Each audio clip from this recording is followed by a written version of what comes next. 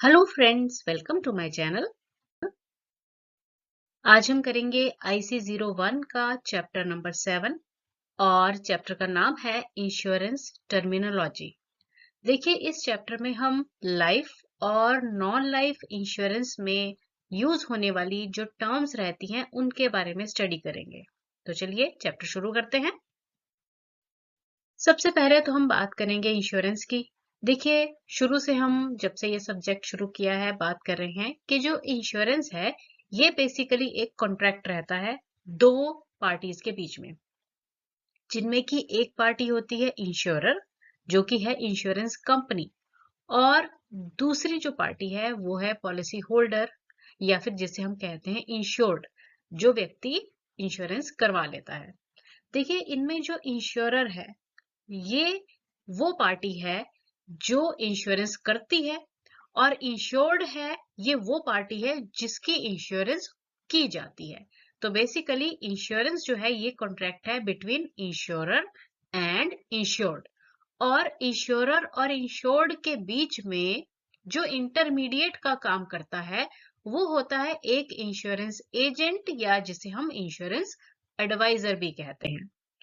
अब देखिए, इस पिक्चर में आप देख रहे हैं, एक तो हो गया इंश्योरेंस एडवाइजर जिसकी अभी हमने बात की, और साथ में दिखाया गया है एक प्रोस्पेक्टिव कस्टमर। देखिए, प्रोस्पेक्टिव कस्टमर वो है जिसकी इंश्योरेंस की जानी है, मतलब अभी तक वो इंश्योर्ड हुआ नहीं है। जब इसकी इंश्योरेंस कर दी जाएगी उसके बाद ये इंश्योर्ड कहलाएगा। अभी तक ये प्रोस्पेक्टिव कस्टमर है, या जिसे हिंदी में आप संभावित ग्राहक भी कह सकते हैं।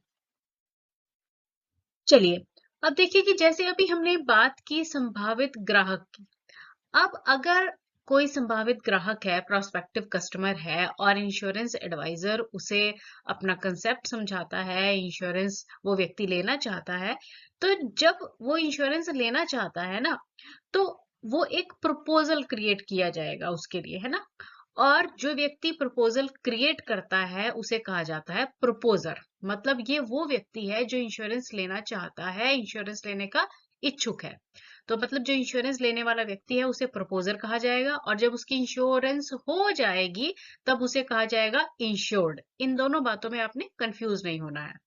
अब देखिए, जब प्रपोजल तैयार किया जाता है तो प्रपोजल जाता है उसके बाद अंडरराइटर के पास। देखिए, अंडरराइटर क्या है, ये एक इंश्योरेंस ऑफिशियल होता है, और इसका काम होता है ये चेक करना कि जिस भी व्यक्ति के इंश्योरेंस के लिए प्रपोजल आया है क्या उसकी इंश्योरेंस की जाए या फिर ना की जाए। दूसरी बात, ये चेक करता है कि अगर इंश्योरेंस करनी है तो किन टर्म्स और कंडीशंस के हिसाब से करनी है। और तीसरी खास बात कि ये बनाता है वो प्रीमियम, कि अगर इंश्योरेंस करनी है तो उसके लिए प्रीमियम क्या चार्ज किया जाएगा। बेसिकली जो अंडरराइटर है ना, वो ये चेक करता है कि जो प्रपोजल है वो कितनी रिस्क की कैटेगरी में है, और उसी रिस्क की कैटेगरी को जान के प्रीमियम डिसाइड किया जाता है। तो अंडरराइटर को आप रिस्क असेसर या फिर रिस्क कैलकुलेटर भी कह सकते हैं। नेक्स्ट हम बात करते हैं कि जब अंडरराइटर ने, देखिए, प्रीमियम डिसाइड कर दिया कि ये प्रीमियम होगा। प्रीमियम का मतलब क्या होता है? देखिए, प्रीमियम को ना हिंदी में कहा जाता है, हम हिंदी में इसको आम भाषा में किस्त बोल देते हैं। तो प्रीमियम का मतलब क्या होता है? देखिए, जब हम ना इंश्योरेंस खरीदते हैं, चाहे वो लाइफ इंश्योरेंस है या फिर जनरल इंश्योरेंस है, तो जब भी इंश्योरेंस खरीदी जाती है तो उस इंश्योरेंस के लिए जो हम कीमत अदा करते हैं ना, पैसा भरते हैं, उसे प्रीमियम कहा जाता है। अब देखिए, इसकी डेफिनेशन भी क्या कह रही है, it is the amount of money और consideration that has to be paid in exchange for the insurance. मतलब इंश्योरेंस खरीदने के बदले में जो हमने पैसा पे किया है उसे हम प्रीमियम कहते हैं। और प्रीमियम हमने जब भर दिया उसके बाद हमें इंश्योरेंस पॉलिसी मिलती है, पॉलिसी डॉक्यूमेंट मिलता है, और जो पॉलिसी डॉक्यूमेंट है वो एक एविडेंस हो जाता है उस कॉन्ट्रैक्ट का जो कि इंश्योरर और इंश्योर्ड के बीच में बना है। बेसिकली आप कह सकते हैं कि insurance policy is the evidence of contract between insurer and insured. और इस कॉन्ट्रैक्ट में सारी टर्म्स और कंडीशंस और जो भी हमारी उस पॉलिसी से रिगार्डिंग हम कह सकते हैं कि रूल्स और रेगुलेशंस हैं या फिर जो हमारे अधिकार हैं उस पॉलिसी से रिलेटेड, वो सारे के सारे पॉलिसी डॉक्यूमेंट में लिखे जाते हैं। एक और टर्म यहाँ पर आपको दिखाई दे रही है जिसे कि एंडोर्समेंट कहा जाता है। देखिए, एंडोर्समेंट का मतलब होता है बदलाव। मतलब अगर हम अपनी जो हमारी पॉलिसी है उसमें कुछ चेंजेस करवाना चाहते हैं और वो चेंजेस जो कि कंपनी के द्वारा अलाउ किए जाते हैं, है ना, तो उन्हें उन चेंजेस को एंडोर्समेंट कहते हैं। अमेंडमेंट भी कहा जा सकता है पर इंश्योरेंस में इसको एंडोर्समेंट कहा जाता है। तो आपने ये याद रखना है कि अगर आप पॉलिसी में कुछ चेंजेस करवाना चाहते हैं, पर कौन से चेंजेस जो कंपनी अलाउ कर रही है। अब कैसे चेंजेस हो गए, जैसे मान लीजिए कि एड्रेस में चेंजेस करवानी है या फिर नॉमिनी में आप चेंजेस करवाना चाहते हैं या अपनी पॉलिसी में लिटिल बिट चेंजेस जो कि कंपनी अलाउ कर रही है, वो चेंजेस अगर आप करवाना चाहते हैं तो इस प्रोसेस को कहा जाता है एंडोर्समेंट। नेक्स्ट हम बात करेंगे सब्जेक्ट मैटर की। देखिए, सब्जेक्ट मैटर का मतलब क्या होता है कि जिस भी वस्तु की आप इंश्योरेंस करवाते हैं ना, उसे सब्जेक्ट मैटर कहा जाता है। अब ये वस्तु आपकी गाड़ी हो सकती है, आपकी प्रॉपर्टी हो सकती है, आपकी कोई मशीनरी हो सकती है या फिर आपका जीवन हो सकती है, जिसे कि हम लाइफ इंश्योरेंस कहते हैं, है ना। तो क्योंकि जो ह्यूमन लाइफ है वो भी हमारा एक असेट है, हमारा सब्जेक्ट मैटर है। मीन्स जिस भी वस्तु की हम इंश्योरेंस करवाते हैं उसे सब्जेक्ट मैटर कहा जाता है। अब नेक्स्ट जो टर्म यहाँ पर आपको दिखाई दे रही है वो है सम अश्योर्ड। देखिए, सम अश्योर्ड का मतलब क्या होता है कि इसे ना हिंदी में हम बीमा धन कहते हैं। मतलब जितने अमाउंट की पॉलिसी करवाई जाती है ना उसे सम अश्योर्ड कहा जाता है। अब देखिए डेफिनेशन क्या कह रही है कि sum assured is the value of the subject matter of insurance and become the basis for the payment made by insurer in the event of claim. तो देखिए, सम अश्योर्ड क्या हुआ, ये वो वैल्यू हुई जिस वैल्यू की सब्जेक्ट मैटर की इंश्योरेंस की गई है, और अगर मान लीजिए क्लेम आ जाता है तो इतना ही अमाउंट जो है वो इंश्योरर देने के लिए बाध्य होगा। मींस जितना सम अश्योर्ड है उतनी लायबिलिटी इंश्योरर की हो जाती है पे करने के लिए इन केस ऑफ क्लेम। अब देखिए कि इसको हमने अच्छे से यहाँ पे डिफाइन भी किया हुआ है कि sum assured is maximum amount of insurers liability under the policy. अब नेक्स्ट टर्म है आपकी टर्म। अब देखिए, वैसे तो टर्म है ये, पर टर्म का मतलब यहाँ पर क्या है, जितने समय के लिए पॉलिसी ली जाती है ना उसे टर्म कहा जाता है। Means tenure of the policy और पीरियड ऑफ द इंश्योरेंस, उसे ना टर्म कहते हैं। जनरल इंश्योरेंस में ये जो टेन्योर है ये एक एक साल का होता है। मतलब एक साल की पॉलिसी होती है, उसके बाद फिर हम उसे रिन्यू करवाते हैं। पर लाइफ इंश्योरेंस में ये जो टेन्योर रहता है या टर्म रहता है ये जनरली लंबा होता है। मतलब 10 साल, 15 साल, 20 साल, है ना, इतने समय की हम पॉलिसी लेते हैं। नेक्स्ट आपको दिखाई दे रहा है यहाँ पर एक्सक्लूजन। देखिए, एक्सक्लूजन का मतलब क्या होता है। एक्सक्लूजन शब्द जो है ना वो एक्सक्लूड से बना है। मतलब जो जो चीजों को एक्सक्लूड किया जा सकता है। कैसे डिफाइन किया गया है, the policy may also have exclusions which arise when the underwriter excludes some losses perils from the cover. मतलब एक्सक्लूजन क्या हुआ, एक्सक्लूजन जो है ना ये वो चीजें हैं जिनको अंडरराइटर जो है वो कवर में से बाहर कर देता है। मतलब कुछ ऐसी चीजें जो कि अंडरराइटर कहता है कि इन चीजों पर कवर नहीं मिलेगा या इन खतरों पर कवर नहीं दिया जाएगा, उन्हें एक्सक्लूजन कहा जाता है। नेक्स्ट हम बात करेंगे रिप्रेजेंटेशन की। देखिए, रिप्रेजेंटेशन का मतलब क्या होता है कि जब कोई इंश्योरेंस एडवाइजर या फिर कोई इंश्योरेंस ऑफिशियल किसी व्यक्ति को जो इंश्योरेंस करवाना चाहता है पूरे प्लान की डिटेल देता है। अब वो डिटेल जो है वो राइटिंग में भी हो सकती है, वर्बल भी हो सकती है। तो उस डिटेल को या उस रिप्रेजेंटेशन को रिप्रेजेंटेशन कहते हैं। मतलब अपनी प्लान के बारे में पूरी जानकारी देना, that is called as representation. Next बात आई वारंटी। देखिए, वारंटी क्या है कि जो पॉलिसी में चीजें दी जा रही हैं, जो भी उसमें बताया गया है पॉलिसी के रिगार्डिंग, जो भी टर्म्स और कंडीशंस हैं उनकी पूरी जानकारी प्रोवाइड करना, उसे हम वारंटी कहेंगे। और इसको डिफाइन कैसे किया गया है, it is a promissory assurance और guarantee made by policy holder. Warranty is a promissory in nature. Breach of warranty, इसका मतलब हुआ वारंटी का उल्लंघन करना। और ये जनरल इंश्योरेंस पॉलिसी में अक्सर पाया जाता है। अब देखिए कि इसको क्या बताया गया है कि breach of warranty in general insurance policy makes the policy void. अगर ऐसा हो तो वो पॉलिसी जो है वो वॉइड हो जाती है, मतलब उसको खारिज मान लिया जाता है। Even if the breach has not resulted और कॉन्ट्रीब्यूटेड टू द लॉस, चाहे उस उल्लंघन से कोई लॉस ना भी हुआ हो तो। If a warranty is breached there will be a penalty, और अगर वारंटी जो है उसका उल्लंघन हो तो उसकी एक पेनल्टी भी हो सकती है। तो ये टर्म्स हुई अबाउट द वारंटी। नेक्स्ट हम बात करेंगे क्लेम की। देखिए क्लेम को यहाँ पर किस तरह से डिफाइन किया गया है। When an insured event happens and the policyholder requests the insurance company to compensate them for their loss, the policyholder is making a claim. तो इसका मतलब क्या हुआ कि अगर कोई भी इंश्योर्ड व्यक्ति है, उसके साथ कुछ मिसहैपनिंग हो जाती है, चाहे अगर लाइफ इंश्योरेंस ली है तो उसके साथ कोई अनटाइमली डेथ हो गई है, या फिर अगर हम जनरल इंश्योरेंस की बात करें तो उसकी प्रॉपर्टी के साथ कोई भी मिसहैपनिंग हो गई है, तो जो पॉलिसी होल्डर है वो इंश्योरेंस कंपनी से ये रिक्वेस्ट करता है कि जो उसका लॉस हुआ है उसे कंपनसेट किया जाए। तो इस प्रोसेस को हम क्लेम कहते हैं। अब जो व्यक्ति क्लेम के लिए अप्लाई करता है ना, उसे क्लेमेंट कहा जाता है। और अगर हम बात करें नॉन लाइफ इंश्योरेंस पॉलिसीज की, तो उसमें जो क्लेमेंट होगा वो कौन होगा? वो पॉलिसी होल्डर ही होगा, क्योंकि नॉन लाइफ इंश्योरेंस पॉलिसीज में क्या होगा, व्यक्ति की गाड़ी के साथ या उसकी प्रॉपर्टी के साथ मिसहैपनिंग हुई है ना, तो वो व्यक्ति तो ठीक है ना, तो वहां पर जो क्लेम अप्लाई करने वाला व्यक्ति है वो कौन है? वो पॉलिसी होल्डर खुद है।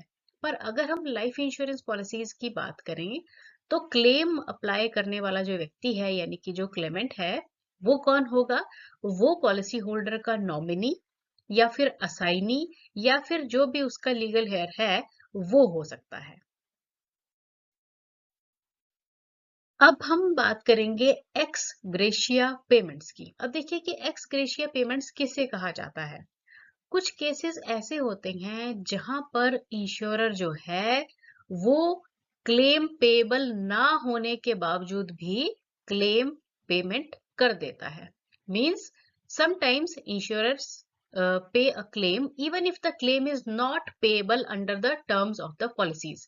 मतलब पॉलिसी के जो टर्म्स और कंडीशंस है उनके हिसाब से क्लेम नहीं बन रहा है, उसके बावजूद भी इंश्योरर जो है वो क्लेम पे कर देते हैं, और ऐसी पेमेंट्स को एक्स ग्रेशिया पेमेंट्स कहा जाता है। और हिंदी में इसे, मतलब ये जो एक्स ग्रेशिया शब्द है ना, इसका मतलब होता है सद्भावना, मतलब सद्भावना पूर्वक जो है वो पेमेंट कर दी जाती है। This is usually done if the conditions of insurance have been substantially met even though there has been a minor irregularity. मतलब ये ऐसी कंडीशंस हैं जहां पर पेमेंट कर दी जाती है, मतलब अगर थोड़ी बहुत सी भी इर्रेगुलरिटी है ना, उसको नजरअंदाज करके पेमेंट जो है वो कर दी जाती है सद्भावना पूर्वक मामलों में। तो ऐसे पेमेंट्स को एक्स ग्रेशिया पेमेंट्स कहा जाता है। नेक्स्ट हम बात करेंगे असाइनमेंट की। देखिए असाइनमेंट का मतलब क्या होता है? इसे कहा जाता है transfer of rights and liabilities of policy holder to someone else. मतलब जो पॉलिसी होल्डर है उसके अधिकार और जो उसकी जिम्मेदारियां हैं, लायबिलिटीज हैं, उनकी उनको ट्रांसफर कर देना किसी और को, उसे कहा जाता है assignment. The policy holder who transverse the rights and liabilities is known as assigner and the person to whom they are assigned is known as assignee। और जिस व्यक्ति को ये ट्रांसफर किया जा रहा है उसे कहा जाता है असाइनी। तो ये प्रोसेस है असाइनमेंट का। तो देखिए पिक्चर में आप देख रहे हैं इंश्योरेंस ऑफिशियल्स। अब हम टर्म्स बात करेंगे, कुछ टर्म्स की जो कि इंश्योरेंस के ऑफिशियल से रिगार्डिंग हो। तो सबसे पहले हम बात करेंगे एक्चुरी की। अब क्या बताया गया है कि एक्चुरी कौन है? A person known as actuary is generally responsible for calculating and certifying that insurers premium rates are viable। तो देखिए सिंपल शब्दों में आप ये समझ लीजिए कि एक्चुअली जो है ये इंश्योरेंस में एक ऑफिसर रहता है जिसका मेन काम क्या रहता है कि जो प्रीमियम है उसको कैलकुलेट करना और जो प्रीमियम डिसाइड किए गए हैं उनको वैलिडेट करना कि ये सही है। ये बेसिकली एक क्वालिफाइड पर्सन रहता है जिसे इंश्योरेंस की पूरी जानकारी रहती है, इंश्योरेंस की पूरी परख है उसे, और साथ ही साथ स्टेटिस्टिक्स, इकोनॉमिक्स, फाइनेंस और इन्वेस्टमेंट की भी नॉलेज इस व्यक्ति को रहती है। A good actuary will always be able to make reasonable forecasts regarding future interest rates, demographic changes, lifespans, etc.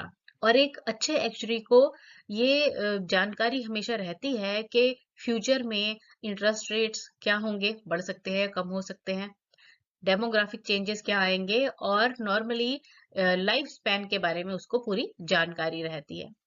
और जो एक्चुअली है ना, ये रिस्पॉन्सिबल रहता है for making periodic valuation of funds and reserve of life insurance and to certify their solvency margins. तो देखिए actually जो है बहुत इंपॉर्टेंट रोल रहता है इसका इंश्योरेंस के फील्ड में। नेक्स्ट हम बात करेंगे प्रीमियम की। देखिए अभी हमने बात की थी कि जो प्रीमियम की कैलकुलेशन रहती है या पर्टिकुलर इंश्योरेंस प्रोडक्ट के लिए कितना प्रीमियम जो है लिया जाएगा, ये सब सेटल किया जाता है एक्चुअरी के द्वारा। अब यहाँ पर बताया गया है कि when an insurer receives premium, a certain amount is set aside to meet their liabilities and this is called as premium reserve. अब देखिए जब इंश्योरर को ना प्रीमियम मिलता है, मतलब देखिए जिसने इंश्योरेंस करवा ली वो क्या करेगा, इंश्योरेंस का प्रीमियम भरेगा। अब वो जब भरा जाता है प्रीमियम तो किसके पास जाता है, वो इंश्योरर के पास जाता है, मतलब इंश्योरेंस कंपनी के पास जाता है। अब उस प्रीमियम में से ना कुछ भाग अलग कर दिया जाता है जो कि इंश्योरेंस कंपनी की अपनी लायबिलिटीज है ना उनको मीट करने के लिए या उनके लिए वो प्रीमियम का कुछ भाग अलग कर दिया जाता है, और उस भाग को प्रीमियम रिजर्व कहा जाता है। The premium received each year is meant to pay claims during the term of policy। अब देखिए जो हर साल प्रीमियम आता है उसका क्या किया जाता है, उसको यूज किया जाता है कि जो पॉलिसी टर्म के दौरान कोई क्लेम्स आएंगे तो उस प्रीमियम से वो क्लेम्स को भरा जाता है या क्लेम्स को पे किया जाता है। In life insurance premium reserve is called as a life fund and all revenue go into the life fund and all claims are met out of the life fund। अब आप क्लियरली समझ गए। देखिए क्या है, जो हमने प्रीमियम भरा उसमें से कुछ अमाउंट अलग कर दिया गया, जिसे क्यों किया गया, ताकि लायबिलिटीज को पूरा किया जा सके, और उसे कहा जाता है प्रीमियम रिजर्व। अब हर साल जो नेक्स्ट टू नेक्स्ट ईयर हर साल जो प्रीमियम भरा जाएगा उसकी हेल्प से जो क्लेम्स आएंगे उन्हें पे किया जाएगा। और लाइफ इंश्योरेंस में ये जो प्रीमियम रिजर्व रखा गया है ना, इसे लाइफ फंड कहा जाता है। और जितना भी रेवेन्यू है ना, वो जाएगा लाइफ फंड में, और जो क्लेम्स है वो लाइफ फंड से एक्स्ट्रा जो है वो सेटल किए जाएंगे। इंश्योरेंस के बिजनेस में बहुत सारी जो टर्म्स रहती है ना, उन्हें रेशियोज के फॉर्म में भी एक्सप्रेस किया जाता है। इनमें सबसे पहले दिया गया है expense ratio. Ratio of expenses to premium is known as expense ratio. Means जो खर्चे हैं टू द प्रीमियम, प्रीमियम कितना आया, मतलब ratio of expense to premium, इसे एक्सपेंस रेशियो कहा जाता है। Then amount of premium paid out in claims is called as loss ratio। यानी कि जो प्रीमियम का अमाउंट क्लेम्स में दिया गया उसे लॉस रेशियो कहा जाता है। और जनरल इंश्योरेंस में एक कंसेप्ट है जिसे कि इनकर्ड क्लेम्स रेशियो कहा जाता है, या फिर शॉर्ट फॉर्म में इसे आईसीआर भी कहा जाता है। और आईसीआर को कैलकुलेट करने का फॉर्मूला आपको दिखाई दे रहा है, यहाँ पर दिया गया है कि ICR is equal to claims paid during year plus outstanding claims at the end of year minus outstanding claims at the beginning of year upon premium income।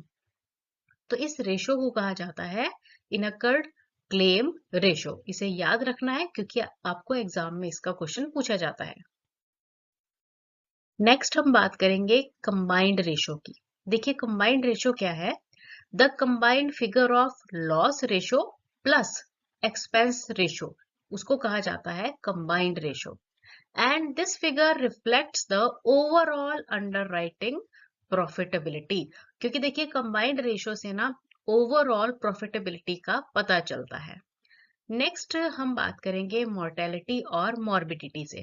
देखिए ये दो टर्म्स हैं जो कि इंश्योरेंस के फील्ड में बहुत ज्यादा यूज होती हैं। मोर्टेलिटी को हम डेथ रेट भी कहते हैं। देखिए मोर्टेलिटी का जो काम है ना, ये लाइफ इंश्योरेंस में कंसीडर किया जाता है, जबकि जो मॉर्बिडिटी है ना, मॉर्बिडिटी जो हम कह सकते हैं वैसे, मॉर्बिडिटी का मतलब होता है नंबर ऑफ डिजीजेस। तो मतलब डेथ से मॉर्बिडिटी का कोई रिलेशन नहीं है। और जो हेल्थ इंश्योरेंस होती है ना, जनरल इंश्योरेंस में आ जाती है, ये डील करती है मॉर्बिडिटी से। तो आपको याद रखना है, मोर्टेलिटी जो है ये डील करती है लाइफ इंश्योरेंस से, और मॉर्बिडिटी जो है ये डील करती है हेल्थ इंश्योरेंस से। नेक्स्ट आपको दिया गया है प्रोटेक्शन एंड इंडेमनिटी एसोसिएशन, जिसे कि पी एंड आई क्लब्स भी कहा जाता है। अब देखिए ये जो पी एंड आई क्लब्स है ये क्या करता है, they ensure ship owners liability for cargo, crew and damage to ships in collision।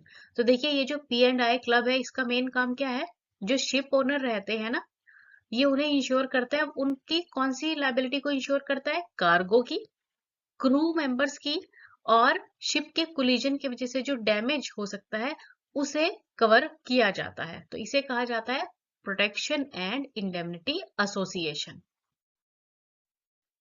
अब हम कुछ टर्म्स ऐसी जानेंगे जो कि लाइफ इंश्योरेंस से रिलेटेड है। इनमें सबसे पहले है फर्स्ट प्रीमियम रिसीट, या फिर जिसे हम शॉर्ट फॉर्म में एफपीआर भी कहते हैं। देखिए जब हम अपनी पॉलिसी करवाते हैं ना, तो जब पॉलिसी की जाती है तो जो प्रपोजल है पहले तो वो तैयार होता है ना, और वो प्रपोजल अंडर राइटर के पास जाता है, फिर अंडर राइटर उस प्रपोजल को चेक करता है, और फिर उसके रिगार्डिंग एक प्रीमियम कैलकुलेट करता है। अब वो जो प्रीमियम है, जब वो प्रीमियम भर दिया जाता है, तो उस प्रीमियम को भरने पे हमें ना एक रिसीट मिलती है, एक रसीद दी जाती है इंश्योरेंस कंपनी के द्वारा, और उसे कहा जाता है फर्स्ट प्रीमियम रिसीट। अब देखिए कि इसको याद करना बहुत ही इजी है। पहला प्रीमियम भरने पर जो हमें रसीद मिलेगी उसे हम क्या कहेंगे, फर्स्ट प्रीमियम रिसीट ही कहेंगे ना। तो एफपीआर इसे कहा जाता है। देखिए क्योंकि जो हमारा पॉलिसी बॉन्ड है ना, वो तो काफी लेट आता है। काफी लेट मीन्स हम कह सकते हैं कि उसे आते हुए हफ्ता 10 दिन लग जाते हैं। पर पॉलिसी करवाने के जस्ट बाद हमें जो कंपनी की तरफ से एक प्रूफ मिल जाता है, वो हमारा एफपीआर है। क्योंकि जब तक हमारे पास पॉलिसी बॉन्ड नहीं आता है, तब तक एफपीआर हमारे पास एक प्रूफ की तरह रहता है कि हमारा इंश्योरेंस का जो कॉन्ट्रैक्ट है इंश्योरेंस कंपनी के साथ, वो शुरू हो चुका है। अब ये तो थी फर्स्ट प्रीमियम। अब क्या है कि लाइफ इंश्योरेंस में हम नेक्स्ट प्रीमियम भी हम जमा करवाते हैं ना। जैसे अगर मंथली बेस पर है तो हम अगले महीने करवाएंगे, क्वार्टरली में 3 महीने बाद, हाफ ईयरली में 6 महीने बाद, और ईयरली में हम ईयरली मोड में साल के बाद अपना प्रीमियम जमा करवाते हैं, है ना। तो जो नेक्स्ट प्रीमियम्स जमा करवाने पे हमें कंपनी की तरफ से रिसीट मिलती है, उसे हम रिन्यूअल रिसीट कहते हैं। और जो नेक्स्ट प्रीमियम्स भरे जाते हैं उन्हें रिन्यूअल प्रीमियम्स कहा जाता है, क्योंकि हर एक रिन्यूअल प्रीमियम के साथ हमारा जो कंपनी के साथ कॉन्ट्रैक्ट है वो क्या होता रहता है, रिन्यू होता रहता है। अब हम बात करेंगे मोड ऑफ पेमेंट की। देखिए फ्रीक्वेंसी ऑफ प्रीमियम पेमेंट को ना मोड ऑफ पेमेंट भी कहा जाता है। इसका मतलब हुआ कि हम कितनी फ्रीक्वेंटली जो प्रीमियम है वो अपना पॉलिसी का भर रहे हैं। अब ये क्या है, चार मोड्स रहते हैं लाइफ इंश्योरेंस में इसके। ईयरली, ईयरली जिसे हम वार्षिक कहते हैं, मतलब साल बाद प्रीमियम भरा जाएगा। हाफ ईयरली, जिसे हम अर्धवार्षिक कहते हैं, मतलब 6 महीने बाद हम प्रीमियम भरते हैं। क्वार्टरली मतलब 3 महीने बाद, या त्रैमासिक कहा जाता है। और मंथली, मासिक यानी कि हर महीने इंस्टॉलमेंट भरी जाती है। तो ये चार प्रकार के मोड रहते हैं लाइफ इंश्योरेंस पॉलिसी में प्रीमियम भरने के। अच्छा, कुछ पॉलिसीज ऐसी रहती हैं जिनमें जो हम प्रीमियम है ना वो पूरी टर्म के दौरान नहीं भरते हैं। यानी कि मान लीजिए कि पॉलिसी जो है हमने करवाई है वो 20 साल की टर्म है, पर जो प्रीमियम हम भरेंगे ना वो पूरा 20 साल नहीं भरेंगे, वो हो सकता है हम 15 साल तक ही भरें या फिर 16 साल भरें, है ना। तो ऐसी पॉलिसीज को हम लिमिटेड पेमेंट पॉलिसीज कहते हैं। नेक्स्ट हम बात करेंगे सिंगल प्रीमियम पॉलिसीज की। देखिए कुछ ऐसी पॉलिसीज रहती हैं जिनमें हम प्रीमियम सिर्फ एक ही बार भरते हैं, उन्हें हम सिंगल प्रीमियम पॉलिसीज कहते हैं। मतलब सिर्फ पहले साल में एक बार हमने भर दिया, उसके बाद हम पॉलिसी का कोई भी प्रीमियम नहीं भरेंगे, क्योंकि ये पॉलिसीज होती है सिंगल प्रीमियम पॉलिसीज। फिर एक बहुत इंपॉर्टेंट टर्म है जिसे हम कहते हैं ग्रेस पीरियड। देखिए ग्रेस पीरियड क्या होता है कि जो इंश्योरेंस कंपनीज है ना, वो ड्यू डेट के बाद हमें कुछ टाइम देती हैं, जिस टाइम के दौरान हम अपनी पॉलिसी का जो प्रीमियम है वो भर सकते हैं बगैर किसी लेट फीस के, और हमारी पॉलिसी भी चलती रहती है, वो बंद नहीं होती है, मतलब एक्टिव रहती है। तो उस पीरियड को ग्रेस पीरियड कहा जाता है। और जनरली ये 15 दिन से लेकर 30 दिन तक का होता है। 15 दिन का होता है ये मंथली मोड वाली पॉलिसी के लिए, और 30 दिन का ग्रेस पीरियड रहता है क्वार्टरली, हाफ ईयरली और ईयरली मोड वाली पॉलिसीज के लिए। अब अगर कोई भी व्यक्ति अपना जो प्रीमियम है वो ग्रेस पीरियड के दौरान भी नहीं भर पाता है ना, तो पॉलिसी जो है वो डिफॉल्ट में चली जाएगी, और वो पॉलिसी जो है वो क्या हो जाएगी, लैप्स हो जाएगी। लैप्स होने का मतलब है कि वो पॉलिसी बंद हो गई है, और उसमें जो रिस्क कवर था वो खत्म हो गया है ना। तो अगर मान लीजिए कोई पॉलिसी लैप्स हो गई है, तो फिर उससे मिलने वाले जो बेनिफिट हैं वो पॉलिसी होल्डर को नहीं मिल पाएंगे। तो इसलिए हमारी ये ड्यूटी रहती है कि या तो ड्यू डेट को या फिर ड्यू डेट के बाद जो ग्रेस पीरियड दिया गया है उसके दौरान हम अपनी पॉलिसी का प्रीमियम जो है वो अप्लाई कर दें, भर दें। नेक्स्ट हम बात करेंगे पेड अप पॉलिसी की। देखिए जैसे कि हमने अभी लैप्स्ड पॉलिसी की बात की, तो कुछ पॉलिसीज में ये फीचर रहता है कि पॉलिसी अगर लैप्स हो गई है ना, तो उसे पेड अप पॉलिसी में कन्वर्ट कर दिया जाता है। सभी इंश्योरेंस पॉलिसीज में ये फीचर नहीं रहता है, कुछ प्लान्स में ये फीचर रहता है। तो जब वो पॉलिसी पेड अप हो जाती है ना, तो उस पॉलिसी में जो बेनिफिट्स हैं वो ओरिजिनल पॉलिसी वाले ही मिलते हैं, पर सम अश्योर्ड जो है वो उसका कम हो जाता है, और फर्दर प्रीमियम भी अप्लाई नहीं करना पड़ता है। तो ऐसी पॉलिसी को पेड अप पॉलिसी कहते हैं। नेक्स्ट है यहाँ पर रिवाइवल प्रोसेस। देखिए जब कोई पॉलिसी लैप्स हो जाती है ना, तो कंपनी ये ऑफर देती है कि उसे पुनर्जीवित यानी कि रिवाइव भी करवाया जा सकता है।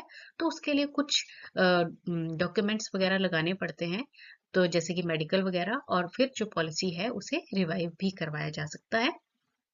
नेक्स्ट हम बात करेंगे डेट ऑफ कमेंसमेंट की, जिसे कि शॉर्ट फॉर्म में हम डीओसी कहते हैं। देखिए डेट ऑफ कमेंसमेंट का मतलब होता है, जो कमेंसमेंट वर्ड है ना, इसका मतलब होता है शुरुआत, यानी कि शुरुआत होने की तिथि। तो डेट ऑफ कमेंसमेंट को कैसे डिफाइन किया गया है? The date that a contract or legal agreement becomes effective. मतलब वो डेट जिस डेट से जो कॉन्ट्रैक्ट है या फिर लीगल एग्रीमेंट है वो इफेक्टिव हो जाता है ना, उसे डेट ऑफ कमेंसमेंट कहा जाता है। नेक्स्ट हम बात करेंगे डेफर्ड डेट की। अब देखिए जो डेफर्ड डेट है ना, इंश्योरेंस में दो मीनिंग्स है इसके, क्या है उनसे समझते हैं। Firstly, it can be used in the case of children's policy where the risk cover begins on a different date than the commencement date of the policy। तो देखिए डेफर्ड डेट, अगर हम चिल्ड्रन पॉलिसी की बात करें, मतलब जो बच्चों के प्लान्स रहते हैं इंश्योरेंस प्लान, उनकी बात करें, तो जो रिस्क कवर है ना, वो डेट ऑफ कमेंसमेंट से शुरू नहीं होता है, वो उससे अलग डेट से शुरू होता है ना, तो उसे हम डेफर्ड डेट कहेंगे। और secondly, the term deferred date is also used to describe the date when the annuity begins। अब देखिए यहाँ पर शब्द आया एन्युटी। एन्युटी का मतलब क्या होता है? पेंशन। अब इन्होंने कहा कि अगर आप डेफर डेट को सेकंड वे में इसको समझना चाहें तो कैसे समझ सकते हैं कि ये वो डेट है जिस डेट से एन्युटी शुरू होगी ना, उसे भी आप डेफर्ड डेट कह सकते हैं। In both cases, time between commencement date and the deferred date उसे क्या कहा जाएगा? Deferment period कहा जाएगा। मतलब देखिए डेट ऑफ कमेंसमेंट क्या हुई? डेट ऑफ कमेंसमेंट तो वो तारीख है जिस तारीख से या जिस तिथि से जो कॉन्ट्रैक्ट है वो शुरू हुआ है, और डेफर्ड डेट वो टाइम है या वो तारीख है जब से रिस्क को कवरेज मिलेगी, अगर हम चिल्ड्रन पॉलिसी की बात करें, या फिर जिस तारीख से पेंशन शुरू होगी अगर हम एन्युटी प्लान्स की बात करें। और इन दोनों के बीच का जो टाइम पीरियड रहता है उसे डेफरमेंट पीरियड कहा जाता है। जब लाइफ इंश्योरेंस पॉलिसी ली जाती है तो उसमें एक नॉमिनेशन भी किया जाता है। तो नॉमिनेशन जिसके नाम पर किया जाएगा उसे कहा जाता है नॉमिनी, या हिंदी में इसे नामिती भी कहा जाता है। देखिए जो नॉमिनी है इसका अधिकार कब आता है? जब पॉलिसी होल्डर की मृत्यु हो जाती है। जब तक पॉलिसी होल्डर जीवित है और उसकी पॉलिसी कंप्लीट हो गई है और मैच्योरिटी आ गई है, तब नॉमिनी का उस अमाउंट पर कोई अधिकार नहीं होगा। नॉमिनी का अधिकार कब होगा? जब पॉलिसी होल्डर की डेथ हो जाए तो। अब देखिए यहाँ पर एक और बात आप याद रखेंगे कि अगर नॉमिनी जो है ना वो माइनर है। अब जैसे कुछ लोग क्या है, अपने बच्चों को अपना नॉमिनी बना देते हैं, वो बच्चे जो कि 18 साल से कम हैं, तो उस केस में एक अपॉइंटी भी अपॉइंट करना पड़ता है। और अपॉइंटी का रोल जो है वो ऑटोमेटिकली खत्म हो जाता है जब वो नॉमिनी जो है वो अडल्ट हो जाता है। मतलब 18 साल का जब वो नॉमिनी हो गया तो अपॉइंटी का रोल जो है वो खुद ब खुद खत्म हो जाएगा। अब हम लाइफ इंश्योरेंस की ना जो अलग अलग तरह की पॉलिसीज रहती है, अलग अलग तरह के प्लान्स रहते हैं, उनके बारे में थोड़ी बात करेंगे। तो सबसे पहले हम बात करेंगे विद प्रॉफिट पॉलिसीज की, या जिन्हें हम पार्टिसिपेटिंग पॉलिसीज भी कहते हैं। अब देखिए कि जैसा कि इसका नाम है विद प्रॉफिट पॉलिसी, तो ऐसी पॉलिसीज जिनमें कि जो इंश्योरेंस को बेनिफिट होगा, ये उस इंश्योरेंस के इंश्योरर के बेनिफिट में या प्रॉफिट में भी हिस्सेदारी करेंगी या हिस्सेदार होंगी, ऐसी पॉलिसीज को विद प्रॉफिट पॉलिसी कहा जाता है। Means they have bonuses which are payable based on the insurer's profit. मतलब जो इन पॉलिसीज में बोनस मिलता है ना, वो इंश्योरर को जो प्रॉफिट होगा उस पर डिपेंड करेगा। जबकि जो नॉन पार्टिसिपेटिंग पॉलिसीज हैं या जिन्हें विदाउट प्रॉफिट पॉलिसी कहा जाता है, इनमें क्या होता है कि इनमें जो बोनस है ना वो पहले ही डिक्लेयर कर दिया जाता है। Policy holder do not receive any bonus और premium for such policies are lesser than with profit policies. मतलब देखिए, जो विद प्रॉफिट पॉलिसीज हैं उनमें तो जो इंश्योरर को बेनिफिट मिलेगा, बोनस जो मिलने वाला है उस पॉलिसी में, वो उस पर डिपेंड करेगा। पर जो नॉन पार्टिसिपेटिंग या विदाउट प्रॉफिट पॉलिसीज हैं, इनमें जो बोनस है ना वो पहले ही डिक्लेयर कर दिया जाएगा। इंश्योरेंस कंपनी को फायदा हो चाहे नुकसान हो, इससे इन पॉलिसीज पर कोई इफेक्ट नहीं पड़ता है। तो इनमें बोनस पहले ही डिक्लेयर होगा और इसलिए इन्हें नॉन पार्टिसिपेटिंग पॉलिसीज भी कहा जाता है। फिर इसी से रिलेटेड एक और टर्म आपको याद रखनी है कि सरेंडर क्या होता है। अब देखिए कि मान लीजिए कि कोई पॉलिसी होल्डर जो है वो अपनी पॉलिसी को मेच्योरिटी तक चलाना नहीं चाहता है और मैच्योरिटी से पहले ही वो अपनी पॉलिसी को बंद करना चाहता है, तो ऐसी पॉलिसी को सरेंडर ऑफ द पॉलिसी कहा जाता है। तो इस केस में क्या रहता है कि पॉलिसी की सरेंडर वैल्यू कैलकुलेट की जाती है और वो जो अमाउंट है वो पॉलिसी होल्डर को दे दिया जाता है और पॉलिसी जो है फिर वो बंद हो जाती है, कंप्लीट हो जाती है। नेक्स्ट हम कुछ स्पेसिफिक टर्म्स करेंगे नॉन लाइफ इंश्योरेंस से रिलेटेड। अब इनमें सबसे पहले हम बात करेंगे कवर नोट की। देखिए कवर नोट क्या है, ये एक टेम्परेरी डॉक्यूमेंट रहता है जो कि इंश्योरेंस कंपनी इंश्योर्ड व्यक्ति को देती है, जो कि उसके पास एक प्रूफ की तरह रहेगा जब तक कि उसके पास पॉलिसी डॉक्यूमेंट अवेलेबल नहीं है। जैसे हमने लाइफ इंश्योरेंस में एफपीआर की बात की थी ना, वैसे ही नॉन लाइफ इंश्योरेंस में आप कवर नोट को याद रख सकते हैं कि जब तक उसके पास ऑफिशियल इंश्योरेंस डॉक्यूमेंट नहीं आया है, तब तक कवर नोट जो है वो एक टेम्परेरी डॉक्यूमेंट हो जाएगा इंश्योर्ड व्यक्ति के पास। नेक्स्ट है सर्टिफिकेट ऑफ इंश्योरेंस। अब सर्टिफिकेट ऑफ इंश्योरेंस क्या है? ये मोटर पॉलिसीज पर इशू किए जाने वाला एविडेंस रहता है, जो कि मोटर व्हीकल एक्ट के हिसाब से है। और हमेशा जब भी हम अपना व्हीकल ड्राइव कर रहे हैं, तो ये जो सर्टिफिकेट ऑफ इंश्योरेंस है ये हमेशा हमें अपने व्हीकल के साथ रखना चाहिए, पास रखना चाहिए।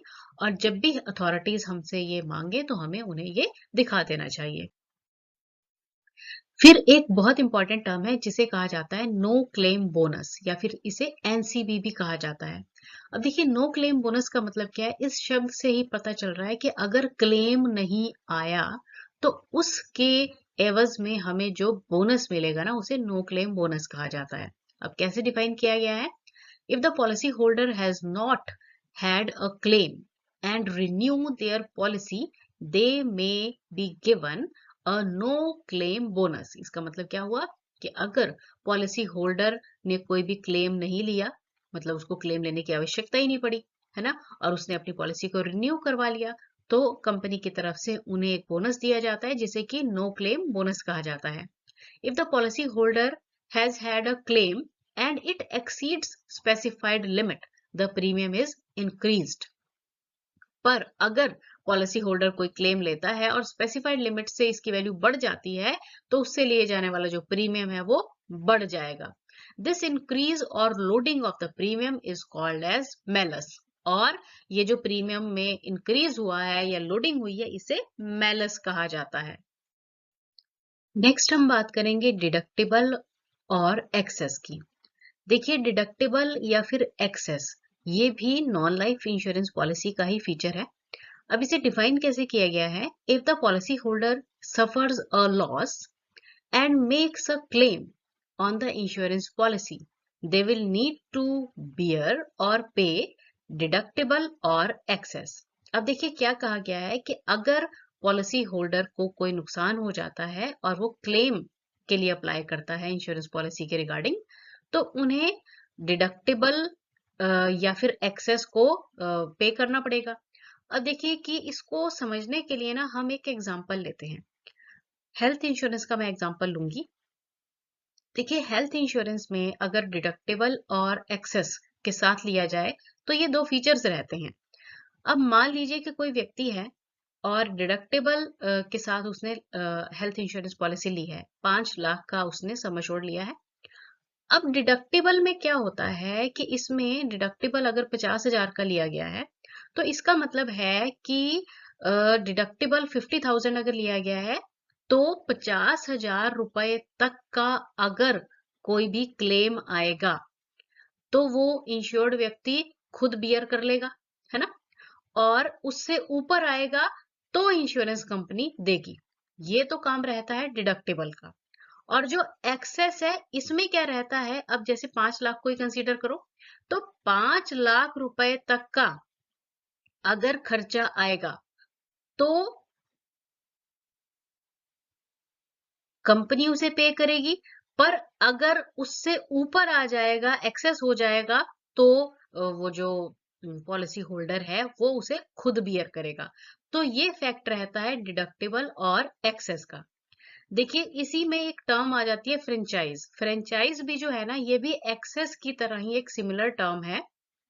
अब ये क्या है? It denotes that one can only claim if the amount they are claiming exceeds a specified amount. तो ये जो टर्म्स है ना, ये स्पेशली नॉन लाइफ इंश्योरेंस में यूज होती हैं. नेक्स्ट हम बात करेंगे क्लेम के बारे में और क्लेम से रिलेटेड जो भी टर्म्स हैं उनके बारे में. देखिए कि क्लेम कब आएगा? जब होगा लॉस. अब जो लॉस है वो पार्शियल भी हो सकता है, टोटल भी हो सकता है. और जो टोटल लॉस है ये दो टाइप्स का रहता है, एक्चुअल टोटल लॉस और कंस्ट्रक्टिव टोटल लॉस. तो एक्चुअल टोटल लॉस क्या है कि it is the loss where the subject matter of insurance is destroyed beyond the repair. मतलब जो सब्जेक्ट मैटर है जिसकी इंश्योरेंस करवाई गई है, उसका इतना लॉस हो गया कि उसे रिपेयर भी नहीं किया जा सकता है. और जो कंस्ट्रक्टिव टोटल लॉस है ये क्या है? It is the loss for a vehicle, means that the damage is so extensive that repair would equal और surpass the cost of vehicle और इट्स इंश्योरेंस लिमिट. मतलब जो डैमेज है वो इतना ज्यादा हुआ है कि रिपेयर अगर करवाएंगे तो जो मतलब उसकी इंश्योरेंस लिमिट है उससे एक्स्ट्रा हो जाएगा या फिर उसके बराबर हो जाएगा. जो कंस्ट्रक्टिव लॉस है ना, ये कॉमन रहता है मरीन इंश्योरेंस में. ठीक है, मरीन इंश्योरेंस या फिर फायर और मोटर पॉलिसीज में भी ये हो जाता है, जहां पर जो कॉस्ट ऑफ रिपेयर है वो सब्जेक्ट मैटर की वैल्यू से भी ज्यादा बढ़ जाती है. नेक्स्ट हम बात करेंगे सैल्वेज की. अब देखिए, सैल्वेज का मतलब क्या होता है कि जो डिस्ट्रॉयड प्रॉपर्टी है ना, जिसका क्लेम दे दिया, मीन्स कोई गाड़ी थी मान लीजिए, वो बहुत ज्यादा उसका एक्सीडेंट हो गया, डैमेज हो गई है और उसका क्लेम जो है वो दे दिया गया है कंपनी के द्वारा. अब जो उसका रिमेनिंग बचता है ना, डिस्ट्रॉयड प्रॉपर्टी जो बचती है, उसे सैल्वेज कहा जाता है. और जो सैल्वेज है ना, मतलब क्लेम दे देने के बाद उस पर फिर इंश्योरेंस कंपनी का अधिकार हो जाता है. नेक्स्ट हम बात करेंगे सोलेशियम फंड की. देखिए, सोलेशियम फंड्स ऐसे फंड्स रहते हैं जो कि गवर्नमेंट के द्वारा एस्टेब्लिश किए जाते हैं, स्टेट और सेंट्रल गवर्नमेंट के द्वारा ये सेटअप किए जाते हैं। और ये जनरली जो हिट एंड रन केसेस होते हैं ना, उनमें क्लेम पेमेंट करने के लिए सोलेशियम फंड्स का इस्तेमाल किया जाता है। नेक्स्ट हम बात करेंगे आर्बिट्रेशन की। देखिए, इंश्योरेंस आर्बिट्रेशन क्या है? ये एक मेथड है जिससे कि जो इंश्योरेंस के झगड़े हैं ना, उन्हें कोर्ट से बाहर ही सुलझा लिया जाता है, उसे आर्बिट्रेशन कहा जाता है। और इनको सुलझाने के लिए एक व्यक्ति रहता है या ऑर्गेनाइजेशन रहती है जिसे कि आर्बिट्रर कहा जाता है, और इसे हम हिंदी में ना मध्यस्थता भी कहते हैं। और मध्यस्थता करने वाला जो व्यक्ति है उसे मध्यस्थ कहते हैं हिंदी में, और इंग्लिश में उसे आर्बिट्रेटर कहा जाता है। इससे क्या रहता है कि इंश्योरेंस कंपनी और इंश्योर्ड व्यक्ति के जो आपस में कुछ मनमुटाव हैं, झगड़े हैं, उन्हें कोर्ट के बाहर ही आसानी से सुलझा लिया जाता है। और एंड में हम बात करेंगे को इंश्योरेंस की। देखिए, को इंश्योरेंस क्या है? इसमें क्या रहता है कि को इंश्योरेंस जिसमें कि जो इंश्योरेंस है ना, वो एक से ज्यादा लोगों के बीच में शेयर कर दी जाए। Means proportionate sharing of insurance among more than one insurer. देखिए, डेफिनेशन इसकी कह रही है कि एक से ज्यादा इंश्योरर के बीच में इंश्योरेंस को क्या कर दिया गया? डिवाइड कर दिया गया या शेयर कर दिया गया। या फिर इसे आप ऐसे भी समझ सकते हैं कि इंश्योरर और इंश्योर्ड के बीच में भी शेयरिंग जो है वो भी को इंश्योरेंस कहलाती है, अगर हम हेल्थ इंश्योरेंस की बात करें। तो इसे ना परसेंटेज के फॉर्म में एक्सप्रेस कर सकते हैं, और यहाँ पर एक एग्जांपल दिया गया है जिससे कि आप इसे इजीली समझ सकते हैं। देखिए, मान लीजिए कि अगर कोई इंश्योरेंस ना 30% की ली गई है, इसका मतलब है कि अगर मेडिकल बिल आ जाता है तो उसमें आप जो हैं वो रिस्पॉन्सिबल होंगे 30% के, और जो रिमेनिंग पेमेंट है वो हेल्थ इंश्योरेंस कंपनी के द्वारा की जाएगी 70% की। तो इसे को इंश्योरेंस कहते हैं, और इस पेमेंट को पेमेंट या फिर को पे कहा जाता है। अब हम करेंगे कुछ प्रैक्टिस क्वेश्चंस। तो सबसे पहले क्वेश्चन दिया गया है, the process of applying for insurance is called dash. आपको बताना है कि जब हम इंश्योरेंस के लिए अप्लाई करते हैं तो उस प्रोसेस को क्या कहते हैं? एप्लीकेशन, कंसिडरेशन, एंडोर्समेंट या फिर प्रपोजल। तो उसे कहा जाता है proposal. Option D is the right answer. A policy holder transfer their rights under a policy to another person, this process is called as dash. देखिए, अगर कोई पॉलिसी होल्डर अपनी पॉलिसी के जो अधिकार हैं वो किसी और व्यक्ति को ट्रांसफर कर देता है तो इस प्रोसेस को क्या कहते हैं? नॉमिनेशन, असाइनमेंट, सरेंडर या फिर डेफरमेंट। तो देखिए, इस प्रोसेस को कहा जाता है assignment. Option B is the right answer.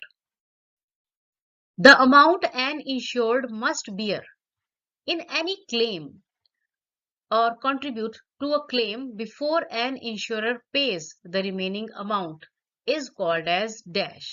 देखिए, आपको बताना है कि उस अमाउंट को क्या कहा जाता है जो कि इंश्योर्ड बियर करता है क्लेम पेमेंट से पहले। तो उसे क्या कहेंगे हम? ऑप्शन दी गई है, डिडक्शन, फ्रेंचाइज, एक्सेस या फिर मेलस। तो उसे कहा जाता है excess. Option C is the right answer. IBNR, जिसकी फुल फॉर्म है incurred but not reported claims are. आपको बताना है कि ये जो incurred but not reported claims हैं, ये क्या होंगे?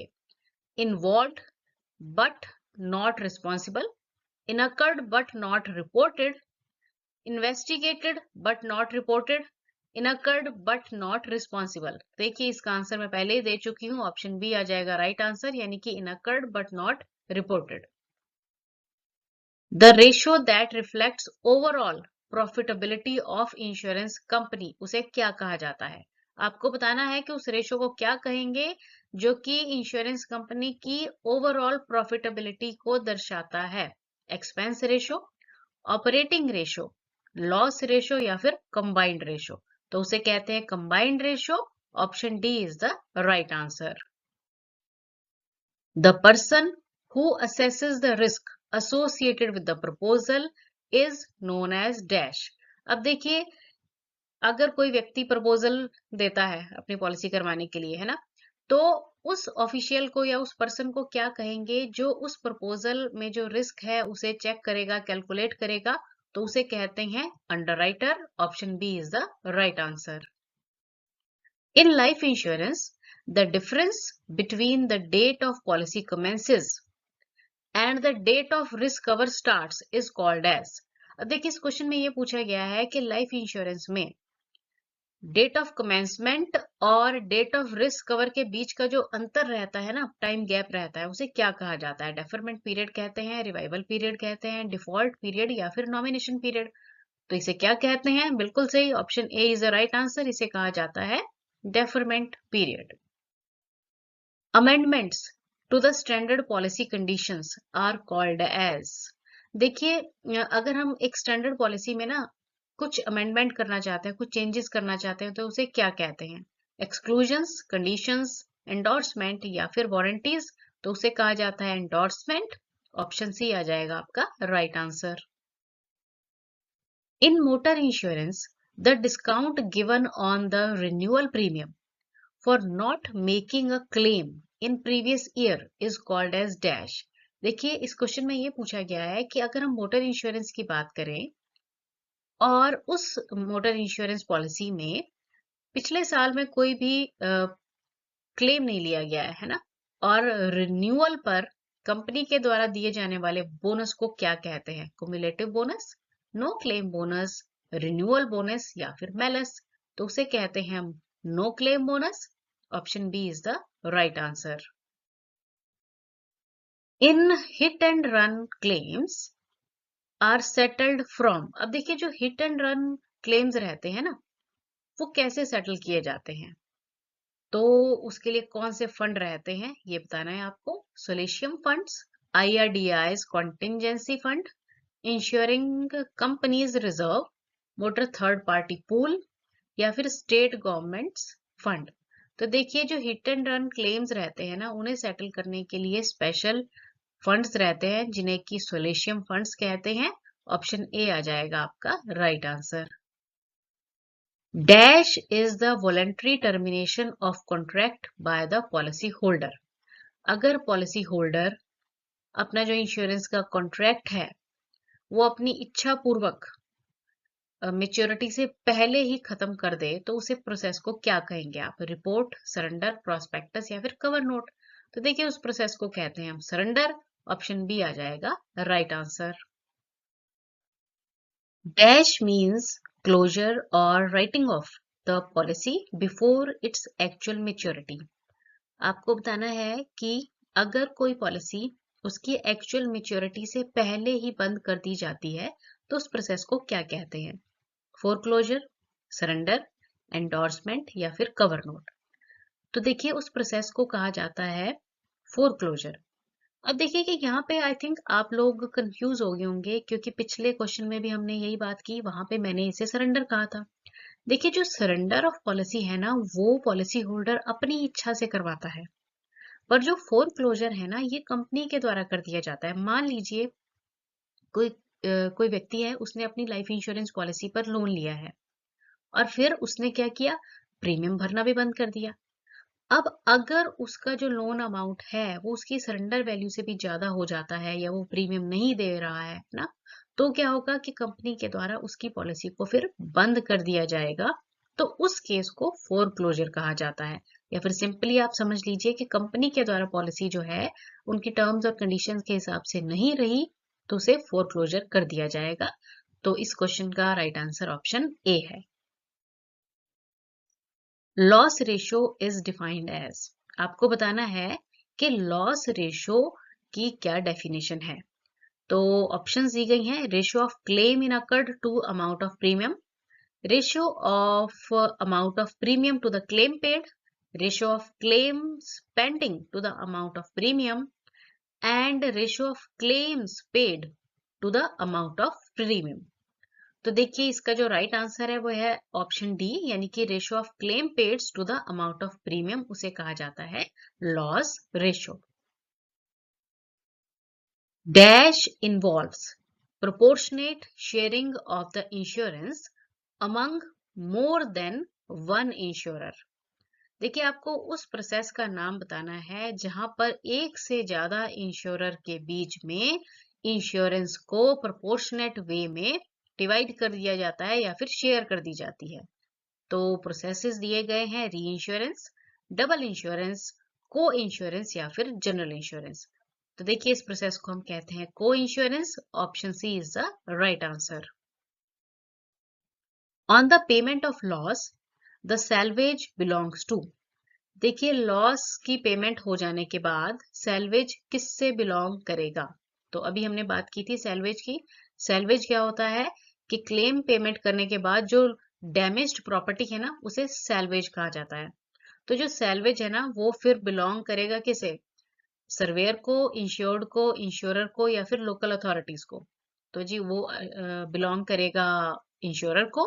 ऑप्शन सी आ जाएगा आपका right answer. Loss ratio can be controlled by. देखिए अभी हमने लॉस रेशो की डेफिनेशन की थी। अब आपको ये बताना है कि जो लॉस रेशो है ना, इसे कैसे कंट्रोल किया जा सकता है।